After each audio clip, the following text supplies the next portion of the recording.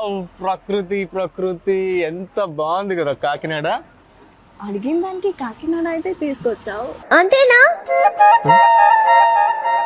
ఇంకేం కావాలి? కానీ కాకినాడ ఫేమస్ కాజా ఇక్కడ.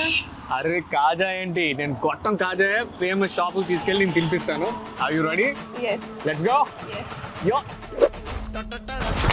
Welcome welcome. కాజా స్మెల్ వస్తుంది. దా దా దా.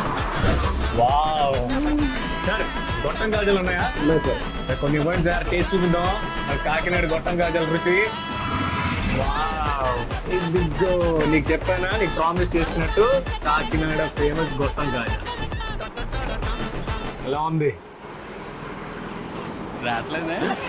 రావట్లేదు కదా మాటలు. తన బదులు నేను డబ్బింగ్ చెప్తా. Super super super.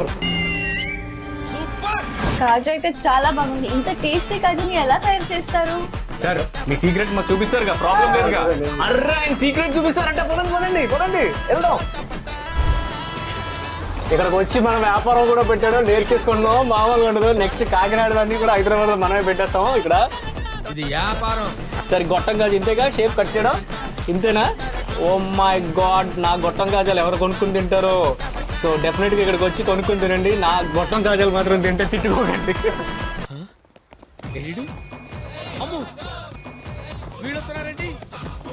సో వీటిని మనం మంచిగా డెకరేట్ చేసి మీకు సంక్రాంతి విషెస్ ఇవ్వాలని నేను ఫిక్స్ అయిపోయాం. సో మరి లేట్ చేయకుండా విషెస్ ఇచ్చేద్దామా? రెడీయా? రెడీ. డిఫరెంట్ డెకరేషన్ తో రెడీగా ఉండాలి. వావ్, అద్భుతమైన డెకరేషన్ చూసారు కదా. ఇది అసలు ఏంటి డెకరేషన్ ఏంటిది? సంక్రాంతి ముగ్గ. డిఫరెంట్ గా ఉండాలి కదా అని. ఇదైతే వర్కౌట్ అవ్వలేదు కానీ మంచిగా మన సంక్రాంతి విషెస్ అయితే చెప్దామా?